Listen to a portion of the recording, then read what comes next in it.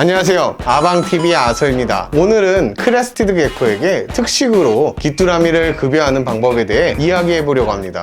크레는 슈퍼푸드만 먹여도 되는 거 아니야? 이렇게 생각하시는 분들이 많으시죠? 물론 슈퍼푸드만으로도 충분히 키울 수 있습니다. 하지만 살아있는 귀뚜라미에게는 슈퍼푸드에 없는 생단백질과 지방, 그리고 다양한 영양소가 들어가 있어서 특히 성장기의 크레나 산란 전후의 암컷 크레에게 큰 도움이 됩니다. 하지만 사전 준비 없이 귀뚜라미를 급여한다면 오히려 크레의 건강에 해가 될 수도 있죠. 저도 초보 시절 그냥 덜컥 급여를 했다가 토하고 설사하는 크레를 보고 깜짝 놀란 적이 있어요. 그래서 오늘은 초보 집사님들도 안심하고 급여할 수 있는 4가지의 귀뚜라미 급여 가이드를 준비해 보았습니다. 지금부터 함께 알아보겠습니다. 뚜리팜에서 귀뚜라미를 주문했는데요, 이제 택배를 한번 언박싱 해 보도록 하겠습니다.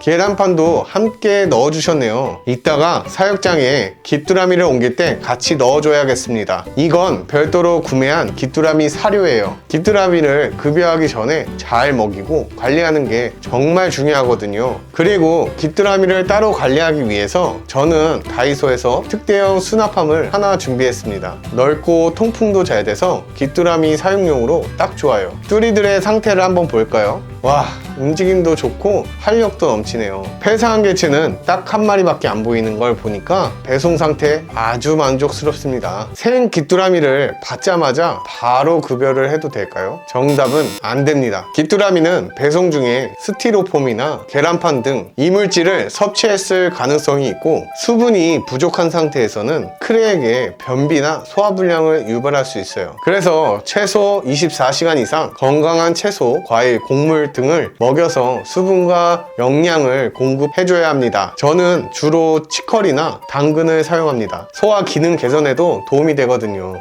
추천 건로딩 야채 리스트는 영상 옆에 함께 띄워드릴게요. 수분이 엄청 부족했나봐요.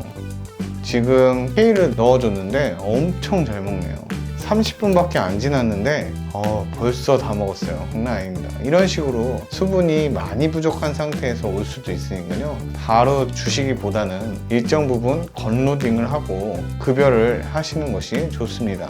이렇게 통을 준비하신 다음에 이렇게 비닐 장갑을 끼고 할 겁니다. 그리고 우선은 여기 안에 있는 기물들을 최대한 없애줄 거예요. 먹이 그릇이라든지 이런 것들을.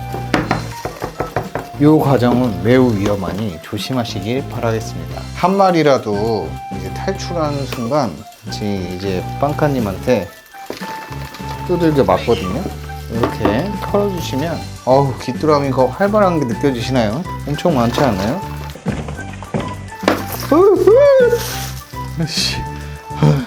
그 똥들이 되게 이제 하얀색들, 이제 계란판 찌꺼기들이나 여러 가지 먹었던 것들을 이제 배출을 했고, 이제 치커리의 색깔이 똥으로 이제 나오고 있어요. 이러면 결국엔 내장 안에는 치커리들이 좀 꽉 차 있다고 보시면 될 것 같아요. 얘를 줄 때는 이렇게 하신 다음에 여기에 이제 이렇게 해주셔도 자기네들이 알아서 이렇게 들어가거든요. 이 상태에서 칼슘제를 뿌려줄 건데, 귀뚜라미는 칼슘 함량이 낮고 인이 많아서 그냥 급여하면 크레의 칼슘 흡수를 방해할 수 있어요. 그래서 칼슘 가루를 얇게 묻혀주는 더스팅 작업이 필요합니다. 이걸 하지 않는다면 MBD인 대사성 골 질환이 생길 수 있어요. 칼슘은 시간이 지나면서 떨어지니까 급여 직전에 묻혀주거나 급여 중간중간 다시 섞어주는 게 좋아요. 귀뚜라미는 외골격에 키틴이라는 단단한 성분이 있어서 소화하기가 어려울 수 있습니다. 일반적인 곤충학 및 파충류 사육 지식을 바탕으로 했을 때 특히 머리, 다리, 날개에 키틴이 많이 함유되어 있는데, 이 부위는 작은 파충류에게는 소화 부담이 크기 때문에 제거하는 걸 추천드려요. 그리고 특히 날개가 생긴 성체는 외골격이 완전히 발달해 영양소의 가치도 감소되니까 날개가 생기기 전에 먹이는 것을 추천드립니다. 저는 가위나 핀셋 2개를 이용해서 안전하게 손질을 해줍니다.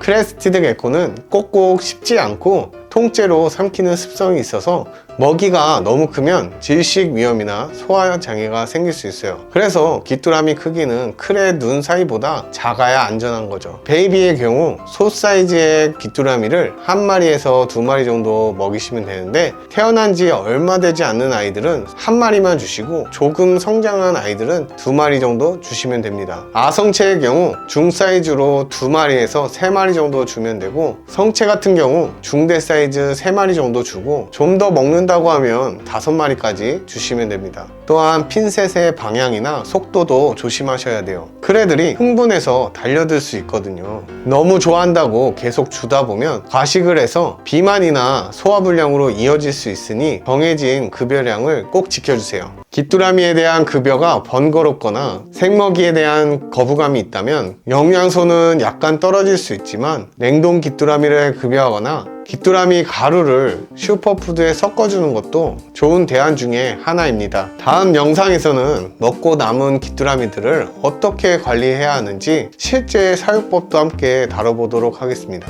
또 크레스티드 게코 사육에 대한 추가 정보와 상세 영상도 준비되어 있으니까요, 아래 댓글 꼭 참고해주세요. 그리고 업데이트된 정보와 꿀팁들은 구독자분들에게만 공유됩니다. 구독과 좋아요를 눌러주시고 다음에도 더 유익한 영상으로 찾아뵙겠습니다. 감사합니다.